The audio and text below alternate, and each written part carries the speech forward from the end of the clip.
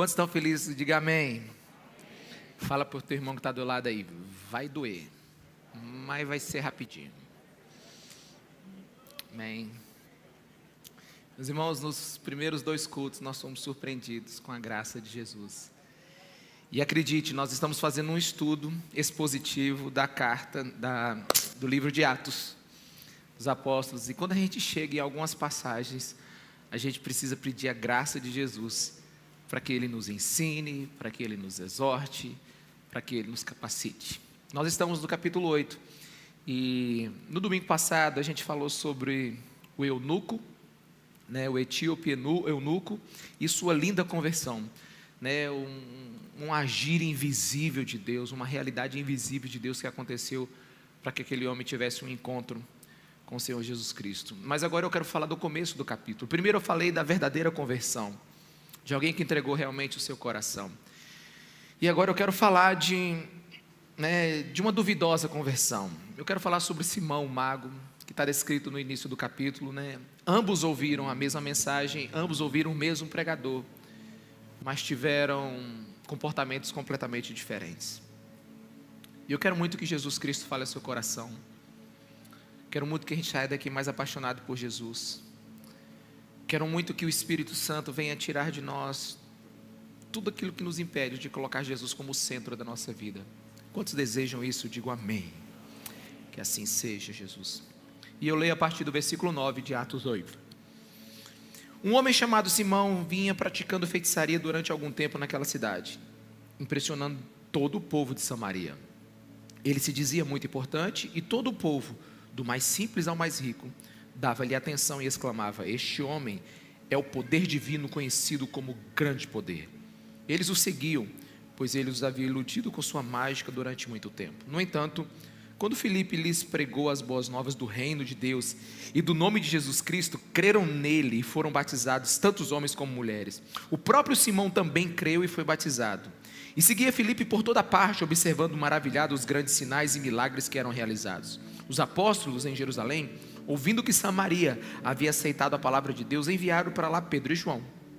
Estes, ao chegarem, oraram para que eles recebessem o Espírito Santo, pois o Espírito ainda não havia descido sobre a vida deles. Tinham apenas sido batizados em nome do Senhor Jesus.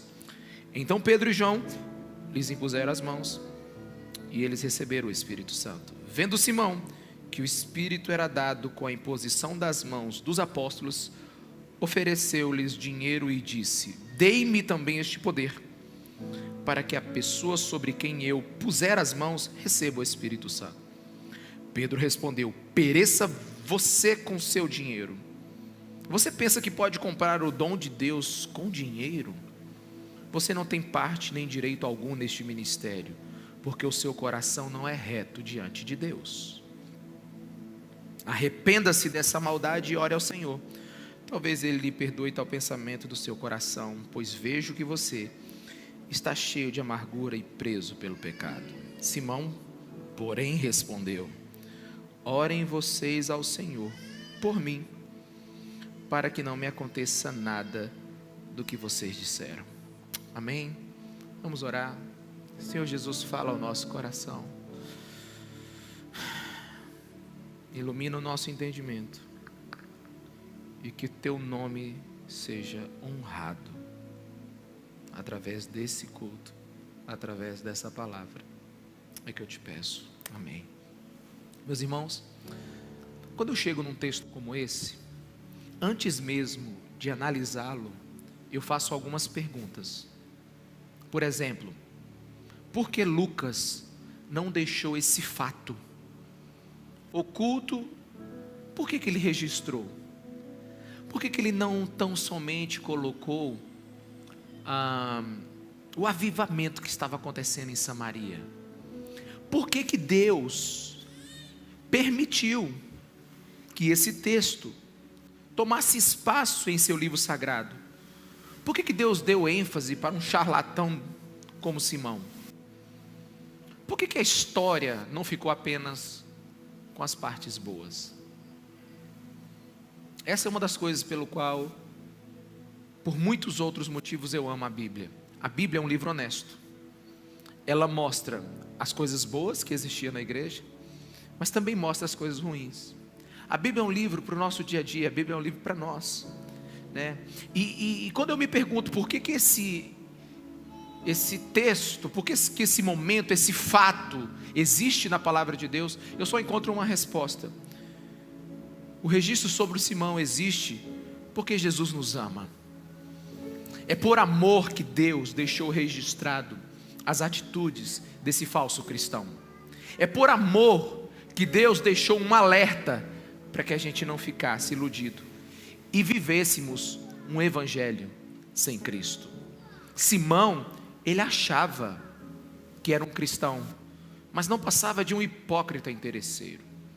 Muitos não frequentam a igreja porque dizem estar preocupados com tanta hipocrisia no meio cristão. Mas a estes eu posso dizer que não é só eles que estão preocupados. A igreja também está preocupada com a hipocrisia.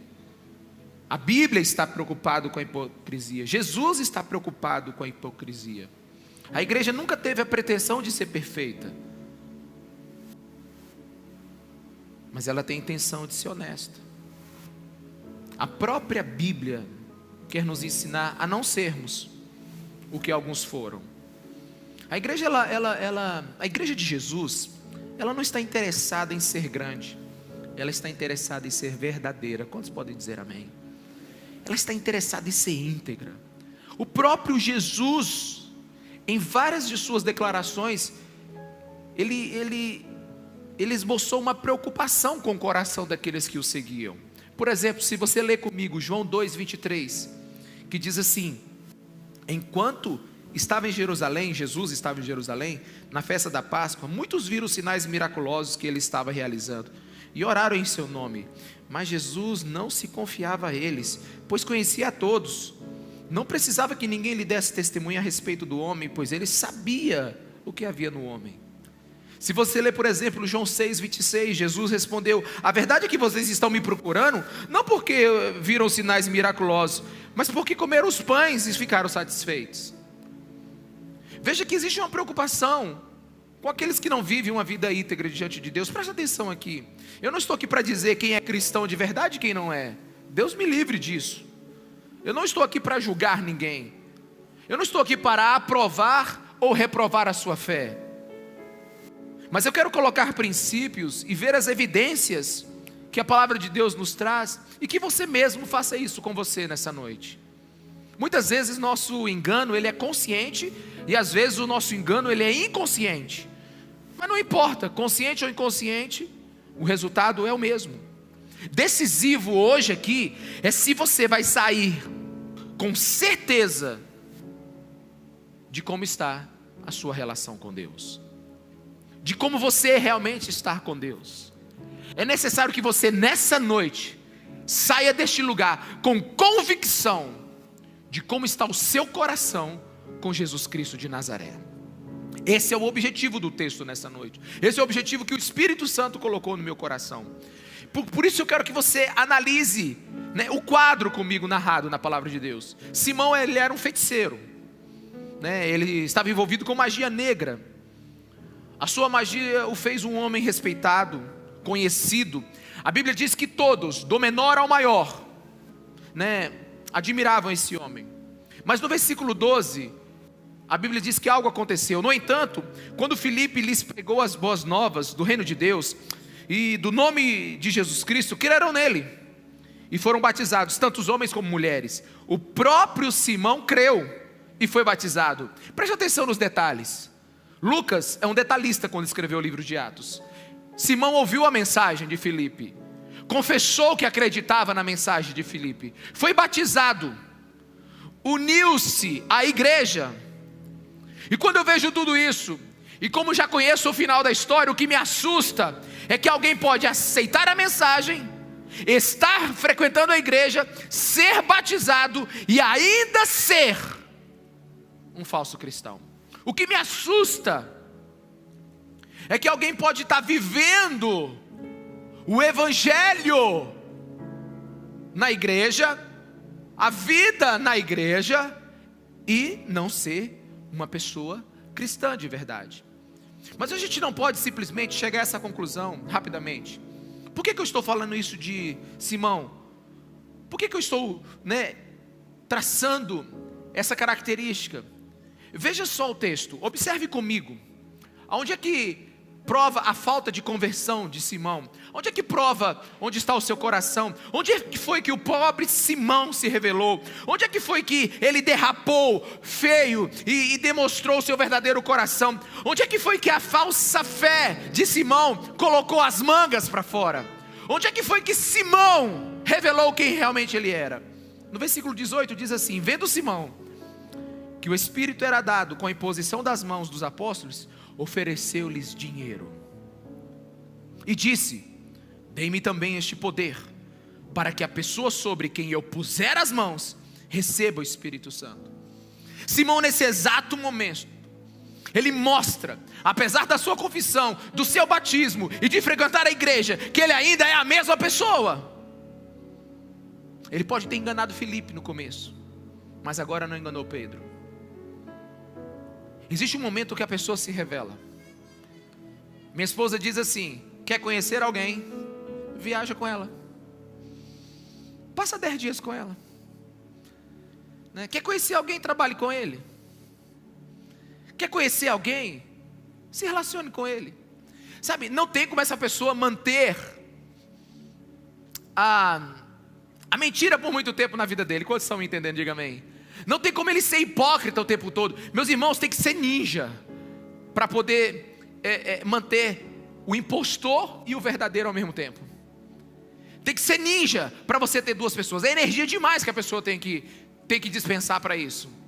Sabe, eu vou confessar um pecado. Ainda assisti 2 edições do Big Brother, as 2 primeiras, Tá perdoado, obrigado, Mas sabe o que eu percebi? É que quando todo mundo chega na casa, que ninguém se conhece, é festa, já viu? É festa para lá, é abraço para cá, parece que assim, é choro, é tanta coisa, Até a primeira prova. Até eles começarem a se conhecerem. Porque não demora muito, a gente não consegue manter os filtros. Não demoram muito, uma hora a gente tem que mostrar quem é. E Simão, neste exato momento, ele mostrou quem ele era. Apesar de no versículo 13, já começar a dar sinais das intenções do coração de Simão. No versículo 13 diz assim: e ele seguia Filipe por toda parte, observando maravilhado os grandes sinais e milagres que eram realizados. Ele não estava abismado com a mensagem do Cordeiro de Deus que foi morto na cruz. Ele não estava abismado com a mensagem de perdão dos seus pecados. Ele não percebeu a profundidade da sua perdição, mas ele estava maravilhado de como Filipe era usado para manifestar o poder de Deus e os milagres em todos. Quantos estão me entendendo? Diga amém. Entenda o coração de Simão, gente. Simão era um showman. Ele mexia com magia negra. Ele gostava de ser visto, de ser honrado. Ele atraía as pessoas. Ele amava os holofotes. Ele nunca amou a verdade, mas ele estava amando aquilo que estava acontecendo. Ele estava gostando do movimento gospel que ele estava vendo. Ele usava o poder de Satanás para se dar bem. E agora ele desejou usar o poder de Deus para fazer a mesma coisa. Eu não sei se ele praticava ocultismo, bruxaria, lia as mãos, sei lá. Mas agora ele quer fazer milagres. Agora ele quer ser conhecido. Agora ele quer comprar o poder de Deus. Mas precisava apenas de uma situação. Ele ia para a igreja, ele foi batizado, ele confessou, mas precisava apenas de uma situação. E essa revelou o coração dele. Pedro, eu quero o que vocês têm. Quanto vai me custar? Pedro, eu quero isso que a igreja tem. Quanto vai me custar? Essa mágica de vocês é melhor do que a minha. O que vocês fazem é melhor do que eu faço. Sabe, Simão era popular. E chegou o jovem Filipe e começou a pregar o evangelho. E as pessoas começaram a se converter. E os milagres começaram a acontecer. E o Espírito Santo começou a batizar muita gente. E as pessoas começaram a ser cheias de Deus. Sabe o que Simão falou? Nossa, como Filipe ficou famoso, rápido, eu quero isso. Ele nunca quis Deus. Ele queria o que Deus estava dando. É possível, meus irmãos, um evangélico não ser cristão. É possível um homem falar palavras de Deus e não ser cristão. É possível alguém fazer milagres e não ser cristão. É possível alguém expulsar demônios e não ser cristão. Bota para mim aí, por favor, Mateus 7, versículo 21. Leia comigo. Nem todo aquele que me diz Senhor, Senhor entrará no reino dos céus. Jesus que está dizendo. Mas apenas aquele que faz a vontade do meu Pai que está nos céus. Muitos me dirão naquele dia, no dia em que vão prestar contas: Senhor, Senhor, não profetizamos em teu nome. Eles estão abismados porque não fazem parte do reino de Deus. Eles estão abismados porque que não foram salvos. Eles estão abismados porque eles não foram julgados, remidos e lavados pelo sangue de Jesus. Eles estão abismados porque agora eles não vão viver no céu. Em teu nome nós não expulsamos demônios e não realizamos muitos milagres. Senhor, olha o que nós fizemos. Pode passar. Então eu lhes direi claramente: Jesus, nunca os conheci. Afaste-se de mim, vocês que praticam o mal. Olha para mim aqui, igreja. Qual é o mal que esse povo está praticando aqui? Milagres, expulsar demônios, pregar a palavra. O mal que eles estão praticando é fazer tudo isso para proveito próprio e não para a glória de Jesus. Esse é o mal que eles estão praticando. E Jesus usa uma expressão assim: eu nunca os conheci. Essa palavra aí no grego é: eu nunca tive intimidade com vocês. Vocês nunca tiveram intimidade comigo. Vocês não conhecem meu coração. Vocês não entenderam o meu evangelho. Há pessoas que parecem aceitar o evangelho, mas é somente uma aparência. Por quê? Porque há um interesse encoberto por trás dela. E em Atos 8 nasceu um nome para isso, que é simonia. É uma palavra que significa vender o que é sagrado, vender cargos que eram sagrados. Meus irmãos, eu tenho um profundo pesar em falar muitas coisas nessa noite. Eu pensei muito sobre aquilo que eu diria, sobre aquilo que eu não diria. Mas tem muitos que transformam o evangelho num produto. Tem muita gente que transforma templos em comércio, púlpitos em balcão. Sabe, desengavetaram as indulgências do século da Idade Média. Tem pessoas que estão vendendo o evangelho.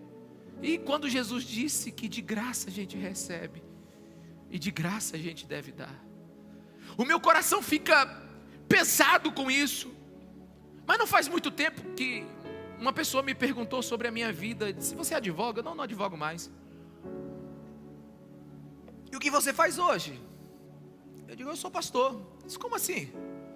Aí eu tentei explicar para ela assim, que Deus tinha me chamado, que era uma vocação de Deus. E no meio da conversa ela me interrompeu e disse assim: dá mais dinheiro, né? Eu falei: quer mais água? E fui buscar água para ela. Tem coisas que você não entende. Mas tem gente que vê o evangelho como uma maneira de melhorar a vida. Quantos estão me entendendo? Diga amém.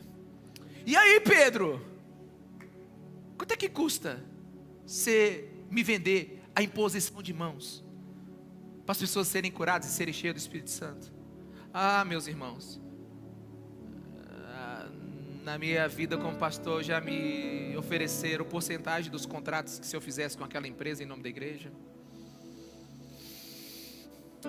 Até uma proposta de venda de uma igreja completa, até com membro, já chegou. Desculpa, mas é verdade.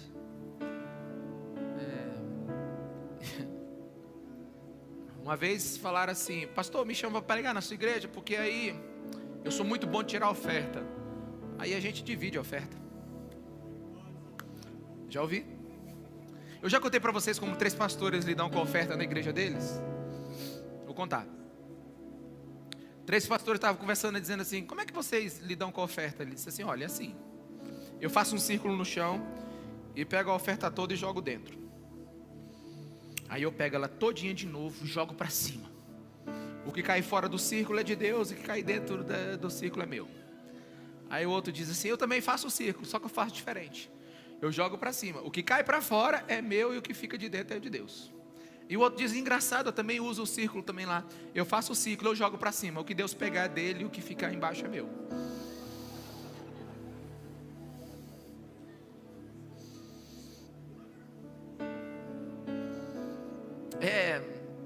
engraçado, é cômico, né? Mas tem muita gente que acha que o Evangelho, ele é algo que é um degrau para a sua vida. Olha só a resposta de Pedro no versículo 20, presta atenção. Pereça com você o seu dinheiro. Você pensa que pode comprar o dom de Deus com dinheiro? Pedro literalmente disse: vá para o inferno, você e seu dinheiro. Literalmente Pedro disse isso. Pedro está dizendo que ele está, na verdade, é uma expressão de absurdo e uma pessoa que está indignada. Mas veja o coração de Simão aqui. Quantos estão conseguindo enxergar o coração de Simão aqui? O mundo do dinheiro, o mundo do vamos se dar bem ainda faz parte da vida dele. Na igreja de Atos já aconteceu isso 2 vezes. Em Atos capítulo 5, quando Ananias e Safira, por causa do dinheiro, mentiram. E agora mais uma vez o dinheiro, o ganho pessoal, entra em cena e desvirtua mais um da igreja. Eu queria que você entendesse o que Pedro ouviu, o apóstolo Pedro, aquele que disse para Jesus assim: eu te amo. Aí ele ouviu: apacenta então minhas ovelhas, cuida dos meus pequenininhos. Você sabe o que Pedro ouviu? Pedro ouviu um charlatão falando para ele assim: Pedro, eu quero fazer um negócio com você. Eu quero fazer um negócio com o Espírito Santo. Eu quero fazer um negócio com esse negócio aí de imposição de mãos. Quanto custa a licença para que eu tenha direitos territoriais de distribuir o Espírito Santo em Samaria? Você consegue ouvir Pedro? Você consegue ver Pedro conversando com esse charlatão? Simão acha que o Espírito Santo, que a igreja é um tipo de franquia. Meus irmãos, e olha para mim aqui. Vamos ser inteligentes. Se ele pagaria, se ele quer comprar, é porque ele iria vender depois. Se ele dá a fim de pagar, fazer um investimento, é porque ele venderia depois. Eu posso até ver, né? O Simão fazendo uma placa: para aqueles que desejam o Espírito Santo, entre na fila, pague na entrada e aguardem na antessala. E caso você queira um milagre, nós temos um combo especial para você. Procure a nossa secretária. Você consegue ver o quão torpe é o coração desse homem? Você consegue ver aonde ele chegou? Você consegue ver a proposta dele? Quanto custa para eu fazer o que você está fazendo, Pedro? Ele ainda é o mesmo homem de antes conhecer Jesus Cristo e agora dizendo que o conhece. Ele não tem interesse na mensagem do Evangelho. Ele não pensa no Cristo crucificado. Ele não tem amor pela obra da cruz. Ele simplesmente vê o Evangelho como uma promoção para ele. Sabe, uma das coisas que eu fico me perguntando quando eu leio esse texto é: por que Simão não recebeu, né? Teve imposição de mãos, um monte de gente recebeu o Espírito Santo. Por que ele não recebeu? Por que a ele o poder foi negado? Meus irmãos, Simão ofende a Deus e ao Espírito, colocando os dois como meio para ele ter algo. Alguém está me entendendo aqui? Diga amém. Sabe, Deus conhece o meu coração, Deus conhece o seu coração. Eles sabem quem vai confiar as suas dádivas, eles sabem quem vai confiar o poder dele, eles sabem quem vai confiar a sabedoria dele, eles sabem quem vai confiar a igreja dele, eles sabem quem vai confiar a presença dele. No final das contas, nós somos o que o nosso coração é. Nós somos o que o nosso coração é. E ainda tem gente que vive se perguntando por que não tem muito de Deus, ou por que tem tão pouco. Meus irmãos, ninguém está aqui para poder avaliar a sua espiritualidade. Ninguém pode te dizer. Mas nós sabemos que Simão não recebeu, porque ele não tinha um coração reto diante de Deus. Fale para a pessoa que está do seu lado: nós somos o que o nosso coração é. Oh, meus irmãos, quantos foram a Jesus por outros motivos. Muitos não têm interesse na verdade pregada. Alguns têm interesse em serem grandes pregadores. Muitos não têm interesse no coração do Evangelho, porque o seu coração é traiçoeiro. Ele cobiça os privilégios do Evangelho e nunca abraçou o Evangelho de todo o coração.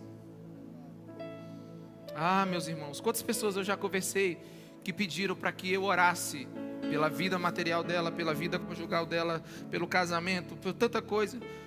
E no final eu tocava assim: mas olha, você não quer Jesus Cristo como Senhor e Salvador? Não, eu já acredito em Deus. Olha, mas você tem pecados. Não, pastor, eu sou gente boa. Inclusive, eu faço isso e faço aquilo, sabe? Tem pessoas que no final das contas, elas não tinham interesse em Jesus. Elas não se viam como perdidas. E nem que precisavam ser salvas. Mas elas queriam salvar suas finanças, salvar os seus casamentos e ressuscitar a sua profissão, sei lá. Meus irmãos, há uma tragédia acontecendo agora na igreja. Eu queria que você me ouvisse com todo o seu coração e com todo respeito eu quero conversar com você. As pessoas, elas fundiram o cristianismo com materialismo e desempenho pessoal. Sabe, existe um falso evangelho pregado por aí que te promete um upgrade se você aceitar Jesus. É só você aceitar Jesus que tudo dentro de você floresce. É só você aceitar Jesus que você vai romper todos os seus limites. Sabe, é uma abordagem muito esquisita, porque ela transforma Deus num coadjuvante na sua vida. Quantos estão me entendendo? Diga amém. Ela transforma Deus num coadjuvante. Ela assim: aceita Jesus, que Jesus então te fará alguém relevante na sociedade. Sabe, a busca pelo sagrado, ela não é motivada pelo sacrifício de Jesus naquela cruz. Não, é o evangelho que busca benefício pessoal próprio. Não é o Deus da cruz que eles querem. Eles querem é que Deus os abençoe a viver a vida deles. Venha para Jesus, então você vai viver o melhor, a melhor performance. Você vai viver todo o seu propósito. É aí que a coisa derrapa, meus irmãos. É que, como é que eu digo isso? Jesus não quer te fazer uma pessoa melhor. Fale para a pessoa que está do seu lado assim, com fé: Jesus não quer te fazer uma pessoa melhor. Fala para ela assim: Jesus não vai te levar para uma oficina, Ele quer te levar para a cruz. Quantos entenderam? Ele não quer te levar para a oficina para colocar um turbo, um nitro, uns acessórios, dar uma pintada na lataria. Não. Ele quer te levar para a cruz. Ele quer acabar com você. Porque é o que o Evangelho promete. O Evangelho promete que o velho Adão tem que morrer. O Evangelho diz que nós temos que morrer para renascermos em Cristo. Deixa eu dizer uma coisa aqui. Você sabe por que muita gente está parada onde está? É porque nunca ressuscitou. É porque nunca viveu o poder da ressurreição. Porque só vive o poder da ressurreição quem um dia morreu na cruz. Quem um dia aceitou a cruz de Cristo. Quem um dia foi crucificado com Cristo. Tem muita gente que está estatizado, estático na sua vida espiritual. Por quê? Porque quer um Cristo que dá uma ajeitadinha em você. Meus irmãos, o movimento evangélico ele está crescendo.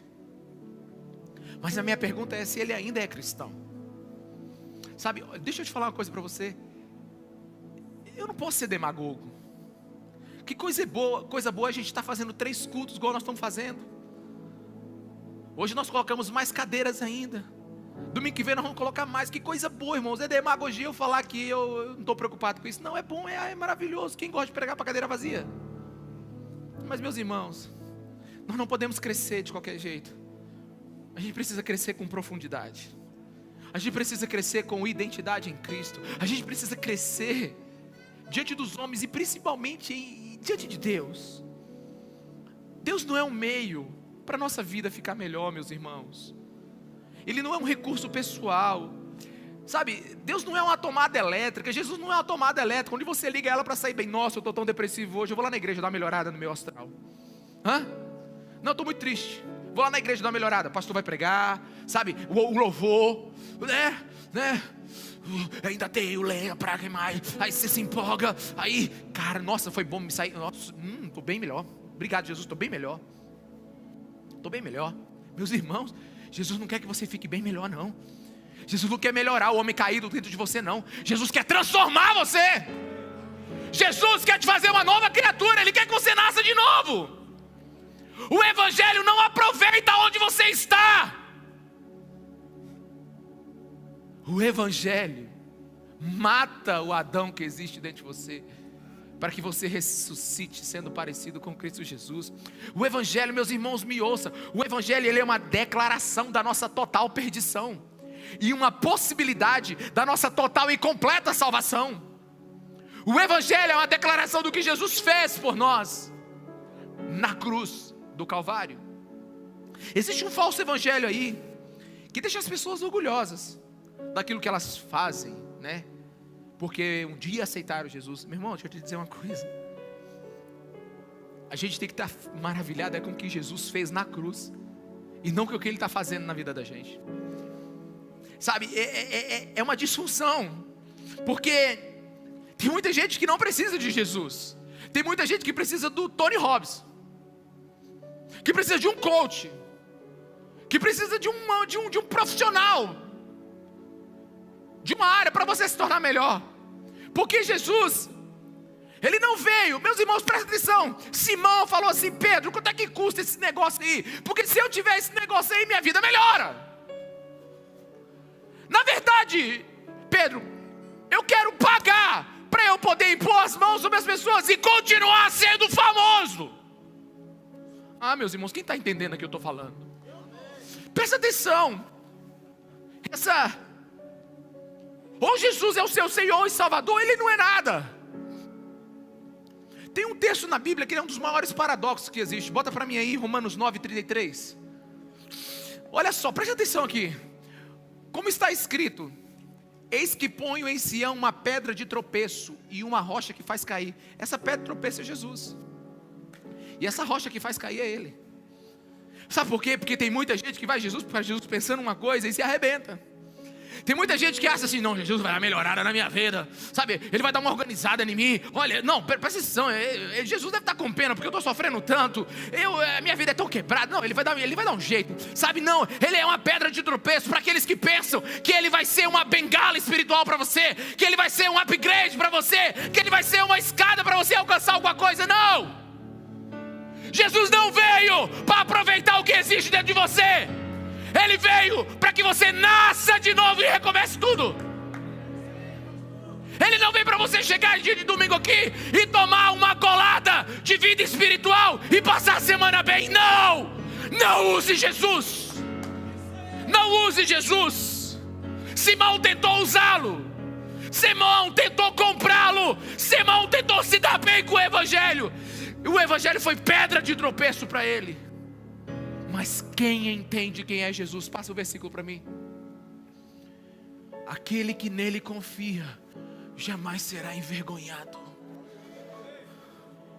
Aquele que entendeu jamais será envergonhado.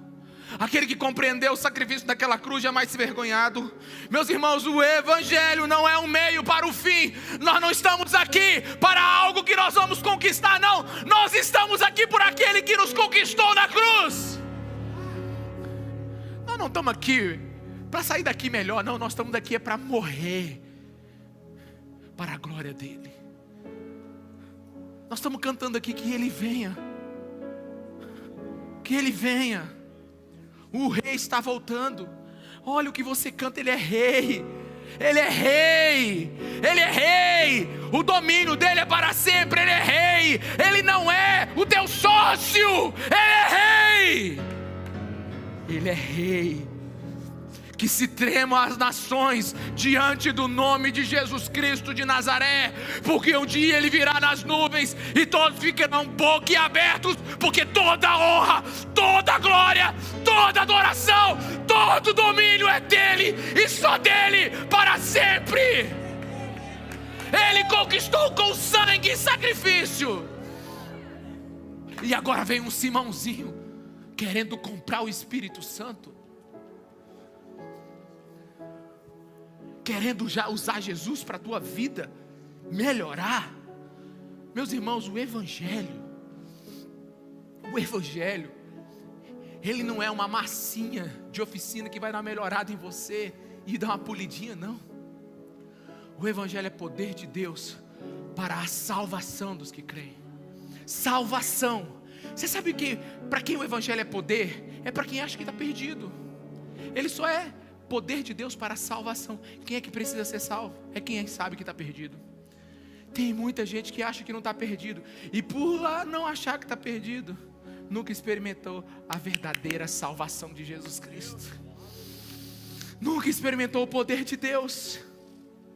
Sabe, nós vivemos um tempo de tanta indignação da igreja. A igreja vive indignada. Se eu não me engano, teve um carnaval aí que Satanás venceu Jesus, não teve? Quantos aqui podem me confirmar isso? É verdade? Teve um outro que uma mulher foi crucificada, né? Todo mundo está falando mal da imprensa que persegue, né, o Evangelho, os valores cristãos. Tanta gente fala mal. Irmão, deixa eu falar uma coisa aqui.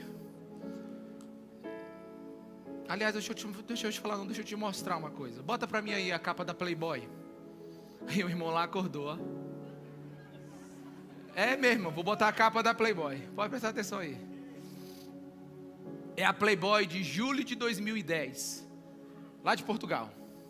Nós botamos uma roupinha na mulher, né? Aí botaram Jesus na capa da Playboy. Quem está indignado aí? Quem está indignado aí? Quem está indignado? Que coisa absurda, né? Coisa esquisita. Fim do mundo. Meu irmão, deixa eu te falar uma coisa aqui. Presta atenção no que eu quero lhe dizer. Pode tirar.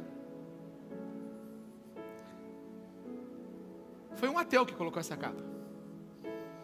Foi uma pessoa que persegue o Evangelho que colocou essa capa. Ela não acredita em Jesus. Pelo contrário. Você acha que Jesus está mais indignado com o artista dessa capa aí? Ou com um crente que é hipócrita? Ou com um crente que quer usar o Evangelho para benefício pessoal? Ou com um evangélico que quer Jesus como uma dose diária de alegria para viver a sua própria vida? Com quem você acha que Jesus está mais indignado? Com um ateu que não o conhece e o despreza? Ou com alguém que diz aceitá-lo, como Simão, que é batizado como Simão, que está na igreja como Simão, e no final das contas quer pagar para ter o poder de Deus, para se dar bem como Simão?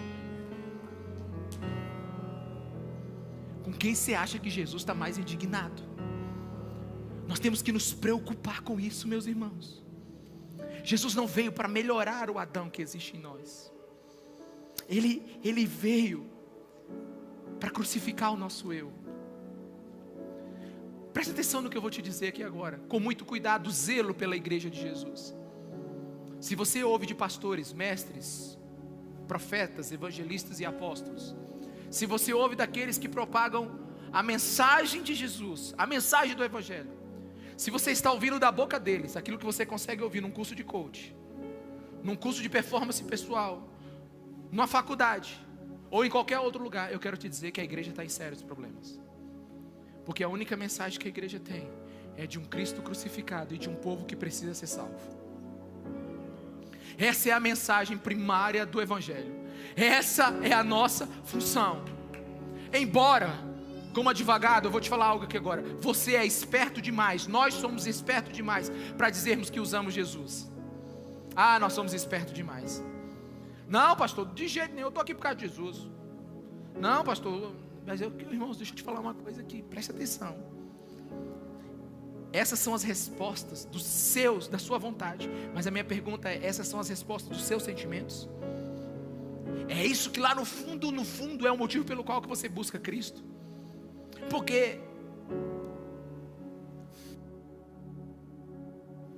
Jesus não veio para massagear o seu ego. Fale para a pessoa que está do seu lado: Jesus não veio para massagear o seu ego. Ele veio para crucificar o seu ego.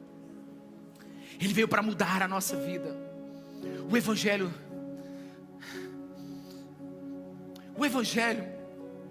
Ele exige de você. A Bíblia exige de você. Como é que alguém pode dizer que é cristão, que acredita no Evangelho e não vive uma vida de dedicação a Jesus? Como é que alguém pode dizer que a vida dele é uma vida boa, que ele não precisou mudar em nada? Meus irmãos, deixa eu te dizer, cada vez que eu leio essa palavra, ela me corta. Cada vez que eu penso na santidade de Deus, ela me corta. Cada vez que eu penso no sacrifício de Jesus, eu acho que eu vivo e faço pouco para Ele. O Evangelho exige. O Evangelho é para gente que está determinada em vivê-lo. Não se vive o Evangelho no automático. Não se vive o Evangelho de domingo a domingo. Ou você foi alcançado pelo Evangelho, ou precisa ser evangelizado.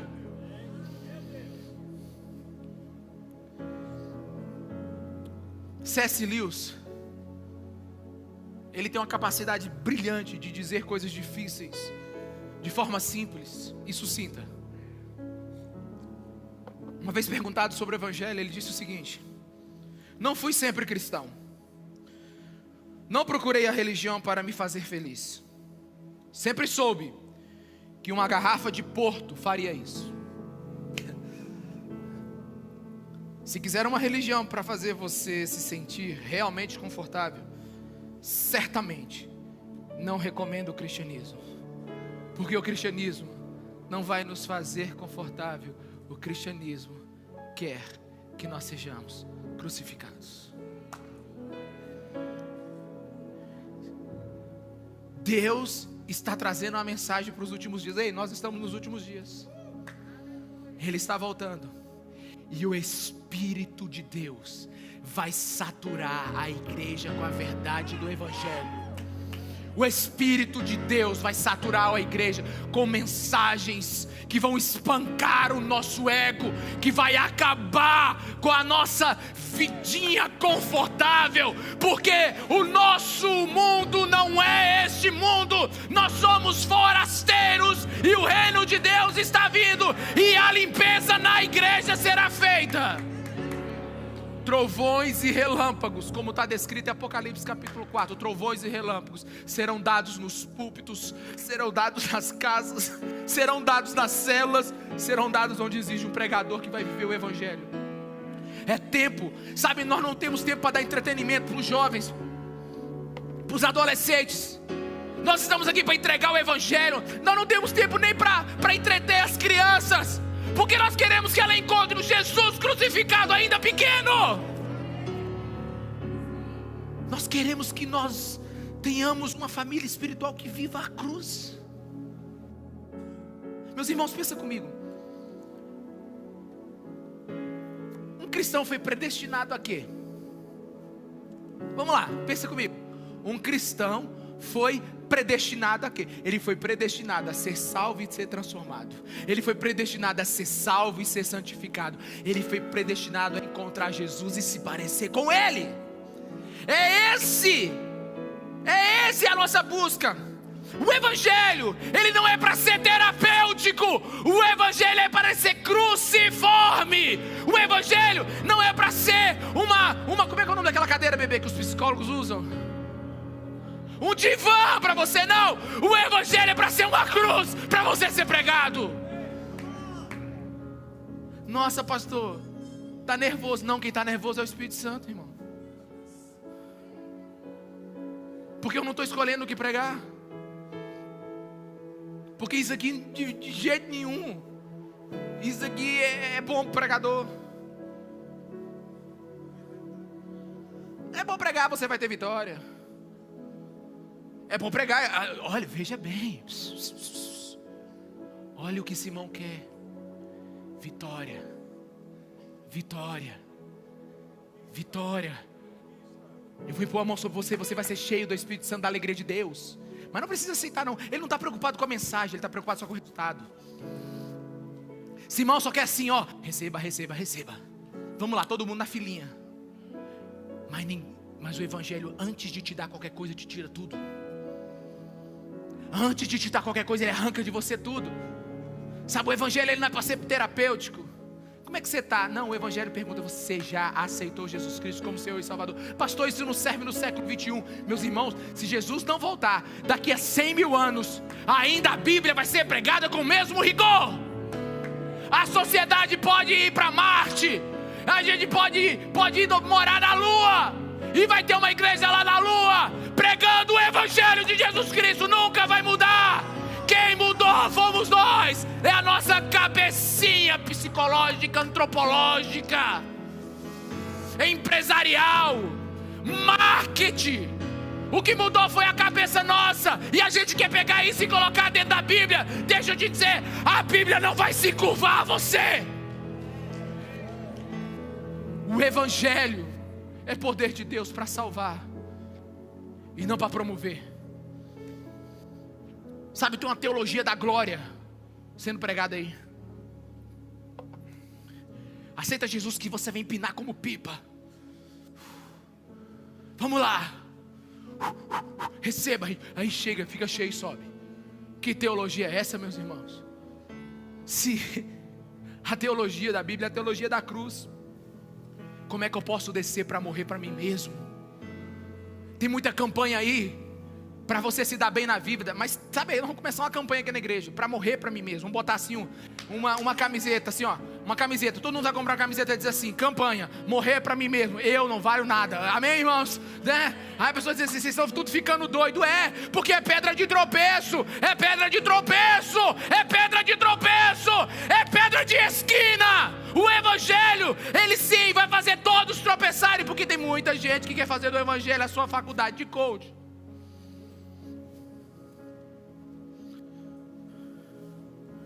O Evangelho prega a subida invertida. Como é que eu explico isso? Maior é o que serve, e não o que é servido. Os humildes serão exaltados. Quando você morre, é que você realmente vive. Se você está vivo demais, é porque você está verdadeiramente morto, não encontrou Jesus. Quantos estão me entendendo? O Evangelho prega a subida invertida. E como é que eu vou dizer isso? Tem gente que quer Jesus para fazer parte da sua vida. Ou seja, tem gente que quer que Jesus participe do filme da sua vida. Tipo assim, eu tenho um propósito para cumprir, eu tenho que ter um significado, eu não posso passar inexistente nessa vida. Então, chama Jesus para participar do filme da sua vida. Quantos estão me entendendo? Diga amém. Olha para cá. Agora sim, profetiza na vida da pessoa. Jesus não quer fazer parte da sua vida. Pode dizer para ele, pode dizer para ele, pode dizer para ele. Jesus não quer fazer parte da sua vida. Pode dizer, você está com medo, mas pode dizer. Jesus não quer fazer parte da sua vida. Não, meus irmãos. Jesus não quer ser parte da sua vida. Jesus escreveu um script e quer que você entre no filme que Ele escreveu para você.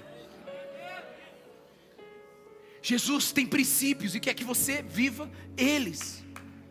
Ele quer ser o diretor. Sabe aquela pessoa que não tem muita reputação e ele chama um artista para que a coisa funcione na vida dele? Pois é, tem muita gente que quer Jesus. Tem muita gente vendendo coisa em nome de Jesus. Ouça o que eu quero lhe dizer. Meus irmãos, preste atenção, em nome de Jesus, eu peço que o Espírito Santo ministre ao teu coração.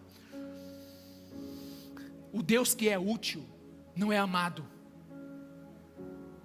Aí, a utilidade de Deus, ela acaba com o primeiro mandamento. Deixa eu te explicar. Eu não quero ser útil para você, eu não quero ser amado porque eu sou útil. Porque ser amado porque ele é útil é desvalorizar quem eu sou. Já pensou, eu sou útil para você? Nossa, o pastor prega tão bem, aí eu fico mudo, Deus me livre, tem uma bactéria. Aí eu tenho que pregar igual o Jean, com as mãos. Aí eu tenho um ataque dos nervos. Aí agora não funciona nada. Agora, o pastor não presta, porque ele só era útil quando ele falava. Ele só era útil quando ele pregava. Meu casamento só é útil enquanto o outro me faz feliz. Eu só gosto desse grupo de pessoas enquanto eu estou tirando dela algo bom. Eu estou fazendo network. Porque no dia que não for bom mais, no dia, meus irmãos, que as nossas relações não forem mais utilitárias, realmente nós estaremos amando a pessoa que está do nosso lado. Agora, você quer me dizer que Deus se sente confortável e amado quando você quer a utilidade dele na sua vida? Você quer me dizer que você está vivendo o primeiro mandamento, amando ele acima de todas as coisas, quando na verdade você só quer perto de você porque você quer as mãos dele? Meus irmãos, a vida com Jesus, ela não pode ser uma escolha pelo que Ele vai me dar. Deixa eu te dizer uma coisa, em 2004 eu acordei com uma palavra no meu ouvido. E hoje eu sei que é o Espírito Santo de Deus que falou comigo. Ele disse assim: Ricardo, você nunca desejou o céu. Você tem medo do inferno. E enquanto eu estava me recuperando disso, ele falou outra coisa.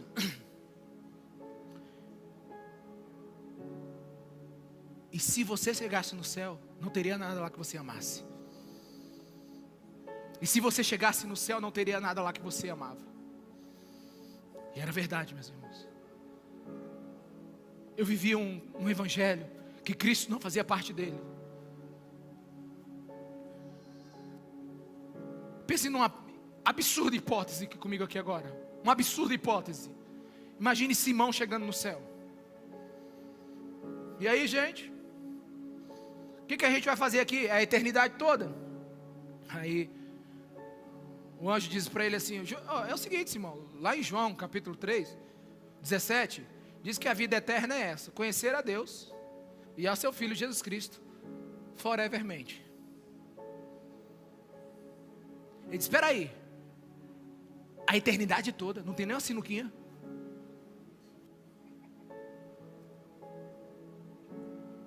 Não tem não tem nenhum lugar para eu poder fazer meu show?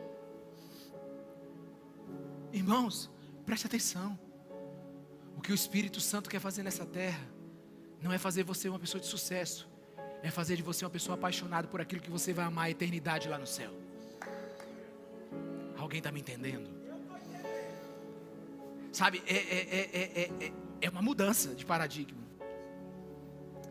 E você sabe por que eu tenho certeza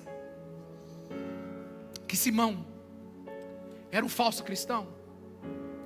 Porque no versículo 22, olha a reação dele diante da exortação do apóstolo: arrependa-se dessa maldade e ore ao Senhor, talvez Ele lhe perdoe tal pensamento do seu coração, pois vejo que você está cheio de amargura e preso pelo pecado. Simão, porém, meus irmãos, olha que coisa. Simão, porém, todavia, entretanto, no entanto, é uma expressão adversativa, ou seja, era para ele ter respondido de outro jeito. Porém, ele disse: orem vocês ao Senhor por mim, para que não me aconteça nada do que vocês disseram. Alguns estudiosos, alguns teólogos dizem que Simão na verdade estava sendo ali quase que debochando: orem vocês por mim para que isso não aconteça.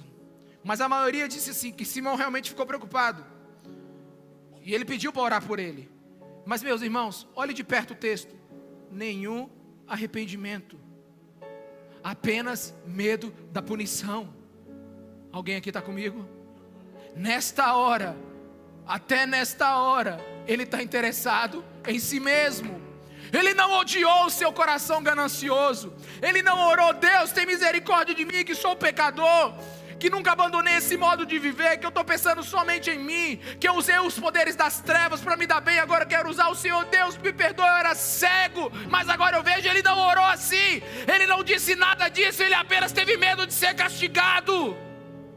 Ele não quer deixar o seu pecado, ele não quer deixar o seu coração, ele só não quer as consequências disso. Presta muita atenção no que eu vou lhe dizer. Esse homem nunca nasceu de novo. Não havia tristeza do arrependimento no coração dele.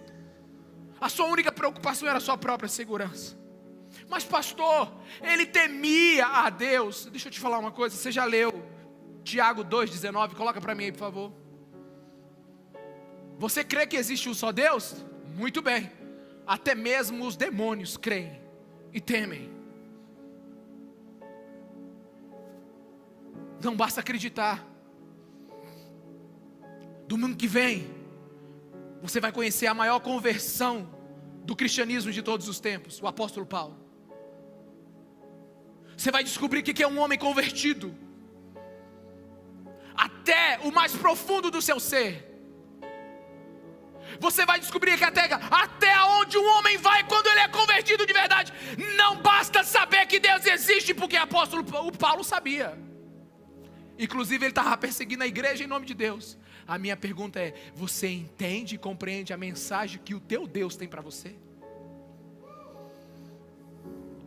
Isso me ensina, meus irmãos, que alguém pode chegar tão próximo da salvação e ainda está perdido. Fica em pé no seu lugar.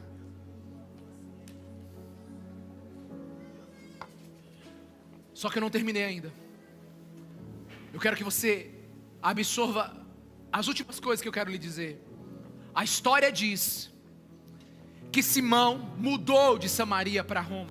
Os historiadores dizem que ele foi um franco opositor do Evangelho. E que a partir desse dia ele não encontrou mais comércio em Samaria, porque Samaria viveu um avivamento. Então ele foi para Roma. E teve um momento na vida de Simão que ele disse o seguinte: olha, para provar que eu tenho poder, me enterrem, e no terceiro dia eu ressuscitarei. Fizeram exatamente do jeito que ele pediu. Ele está lá até hoje. Esse homem foi um franco opositor do Evangelho. Sabe, eu não disse nenhum dos 3 cultos, dos 2 últimos cultos, mas eu vou dizer agora. Um dia eu fui numa vigília. Me chamaram para ir numa vigília. Sabe aquela vigília bem pentecostal? Eu era, acho que o 4º ou 5º pregador. Quem é de igreja pentecostal sabe do que eu estou falando. É a vigília que começa assim 8 horas e vai até no outro dia e tem uns 12 pregadores na noite. E uma profeta foi antes de mim. Meu irmão, mas pensa numa vigília que estava pegando fogo.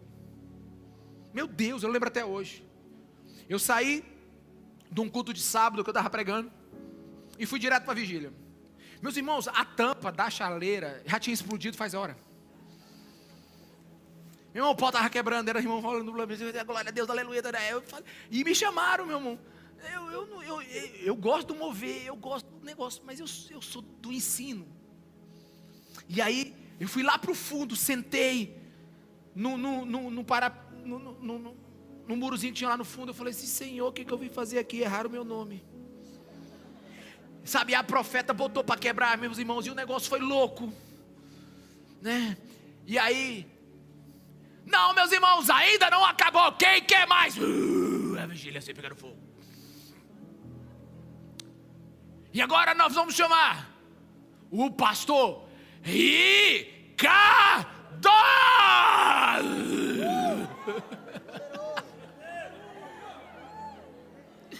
Aí eu falei, e Deus tinha me dado uma palavra naquele murinho. Eu falei: Deus, e o senhor não entendeu essa palavra, não serve para cá. O senhor tá fora do esquema da vigília. O senhor não está entendendo. O senhor não veio para a vigília.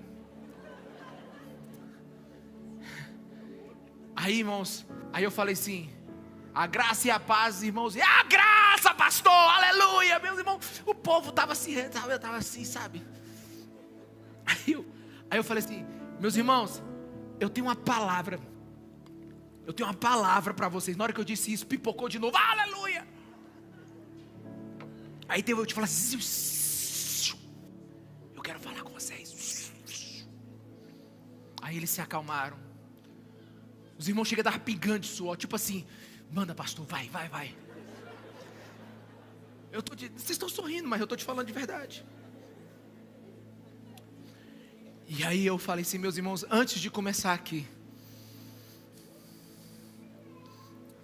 eu tenho uma pergunta. Quem subiu para esse monte só para encontrar Jesus? Quem subiu para esse monte não vindo atrás de uma bênção, mas vindo atrás do nosso Senhor e Salvador crucificado?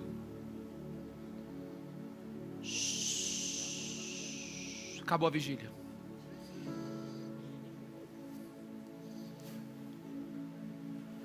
Aí eu não preguei mais. Eu só pedi para colocar, porque não tinha ministério de louvor. Eu pedi para acharem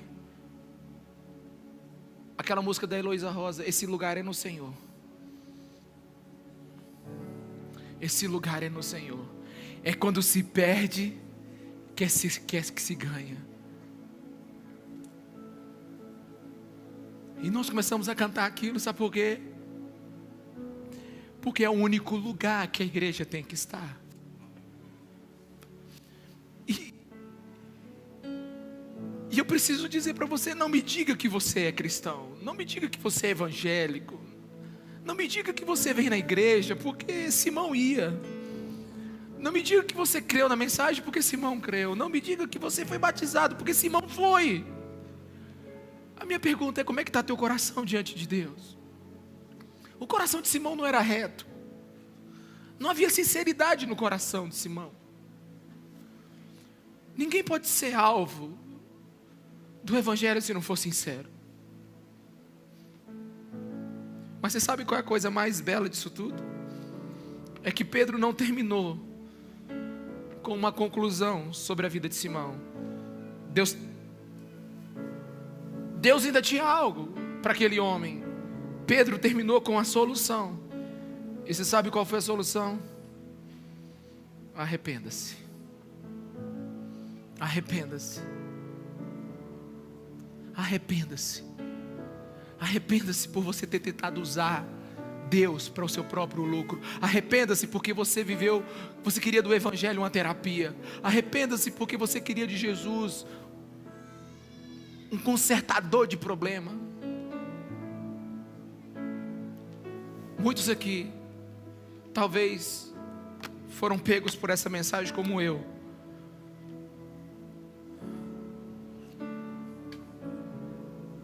Eu tenho muita vergonha de algumas coisas que eu já pensei do evangelho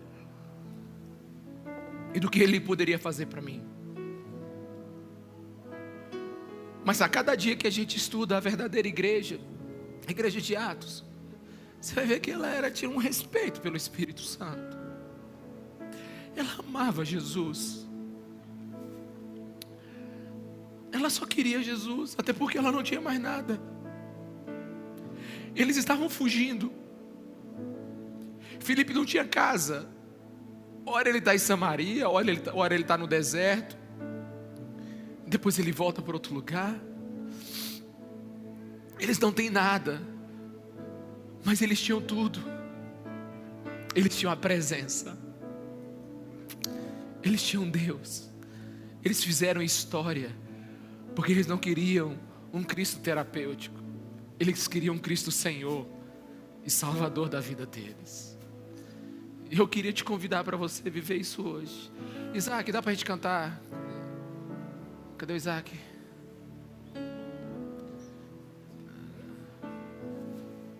Vamos cantar esse lugar no Senhor. Vai lá. Quem sabe faz ao vivo. Se não souber, vamos do mesmo jeito. Presta atenção para mim aqui. Deixa Jesus alinhar teu coração hoje. Deixa a pizza para daqui a 20 minutos. Você pode salvar. Deixa eu falar uma coisa para vocês aqui. Você pode salvar o seu casamento hoje. Você pode salvar a sua vida hoje. Você pode salvar tudo hoje. Mas a primeira coisa, você precisa ser salvo. Eu não sou contra os efeitos do evangelho, meus irmãos. Você já me viu pregando aqui que Jesus é o Jesus dos quebrados. Ele gosta de consertar a gente. Jesus é o Jesus que faz milagres. Está descrito no livro de Atos. Ele abre prisões. Ele faz comida cair do céu. Ele multiplica os pães, sim. Mas Ele quer primeiro que você seja só dele. Que você o ame acima de todas as coisas. Que você o deseje. Que você o honre. Que você, sabe, Cristo não pode ser prioridade. Porque a prioridade é você passa por ela. Eu vou começar o dia com Jesus, mas você termina sem Ele. Jesus é prioridade, pastor, começa o dia com Ele. Não, Jesus, Ele precisa ser a sua órbita. Você precisa orbitar em volta de Jesus o tempo inteiro. Você precisa viver para Ele, para a glória dEle. Você precisa se mover e existir nele. Você precisa compreender que a igreja não foi chamada para que Jesus fizesse algo para ela. Não, a igreja existe para adorar aquele que já morreu na cruz, ressuscitou no terceiro dia e está intercedendo lá no céu para que o Espírito Santo nos mostre isso.